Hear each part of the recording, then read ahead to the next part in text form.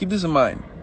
If you are not willing to flush down your toilet what you're willing to risk on a trade in cash, you shouldn't be risking what you're risking on that position, on that trade. You guys really need to start valuing the money in your trading account like if it was real cash.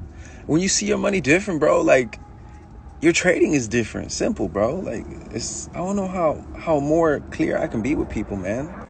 And then when you start to value your money and actually learn how to make it work for you, bro, you buy shit like this, bro. Simple. Learn to value your money first, and then you can go, and then you can really enjoy it and spend it. Because if you don't know how to value your money, trust me, you ain't never gonna see a dollar. Simple. Beautiful, baby. Not only will you get the luxury of buying one of these, you could probably buy one of these too. God damn.